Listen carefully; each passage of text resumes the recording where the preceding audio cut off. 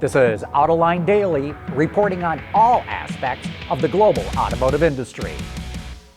GM CEO Mary Barra met with President Trump yesterday, but neither one is saying much about the meeting.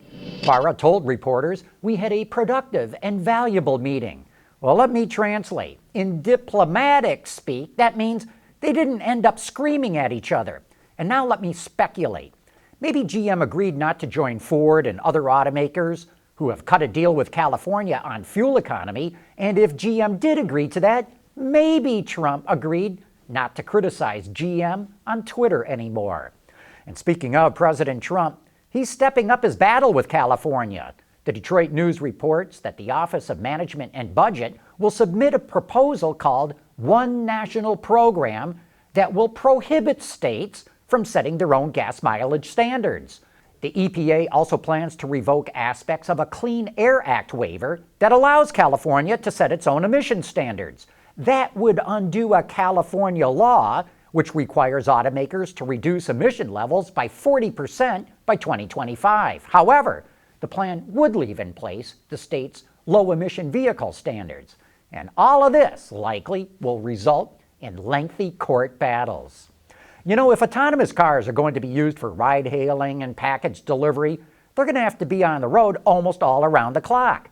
So the sensors and cameras have to be clean all the time, even when big, fat, juicy bugs splatter on the lens. And Ford's working on this problem.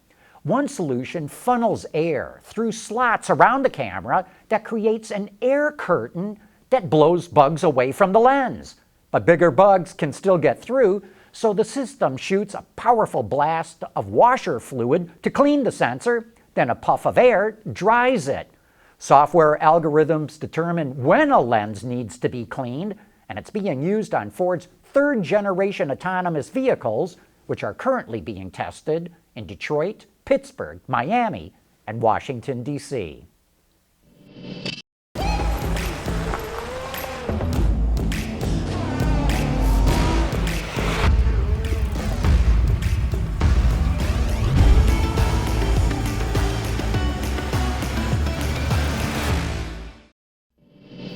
Volkswagen's getting ready to introduce a new version of the electric e-up.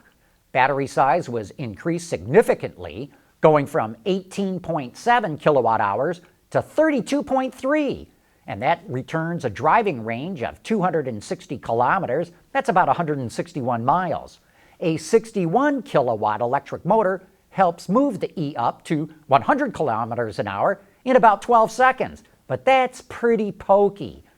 Despite the larger battery pack, the new car is less expensive than the outgoing model. It now costs about 21,000 euros. VW says it's able to offer that low price because of high production volumes.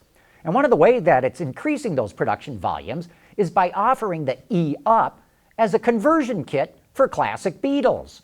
The components are supplied to VW's partner, E-Classics, which performs the conversion. You get a Beetle that can go from 0 to 80 kilometers an hour in about 8 seconds, which is pretty pokey.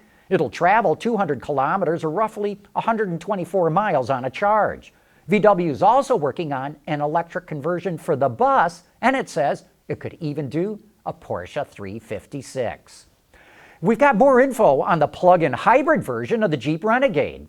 It gets around 31 miles of all-electric range. It's powered by a 1.3-liter turbocharged engine with an electric motor in the rear, giving it a 0 to 60 miles an hour time of 7 seconds, which is pretty decent, and it's got a top speed of 80 miles an hour in all-electric mode.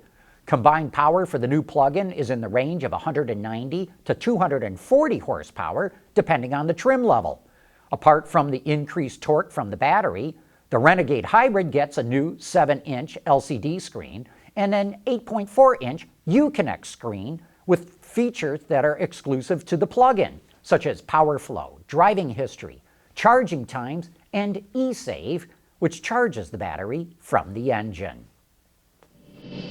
Autoline Daily is brought to you by Bridgestone Tires, your journey, our passion, and by KeyCurt, technology that leads. You know, automakers tried to keep Google and Apple out of their cars, but one by one, they seem to be throwing in the towel. and GM is the latest. It's now working with Google on its next-gen infotainment system. GM will continue to use OnStar for service recommendations, vehicle health status, and in-vehicle commerce, but it's going to use Google for a voice assistant, embedded navigation, and in-vehicle applications. The first system with Google will launch in 2021, and it's going to go across the board after that. And we've got some executive promotions to report on here. Kia appointed Karim Habib as its Senior Vice President of Design. Prior to joining Kia, he worked at Infiniti, BMW, and Daimler. And General Motors promoted Deborah Wahl to Global Chief Marketing Officer. She was previously the CMO for Cadillac. She's got extensive marketing experience, having worked at McDonald's, Chrysler, Lexus, Toyota, Lincoln Mercury, Mazda, and Ford of Brazil. Amazingly, General Motors has not had a CMO since 2012. Anyway, that wraps up today's report. Thank you for watching, and we will be back here again on Monday.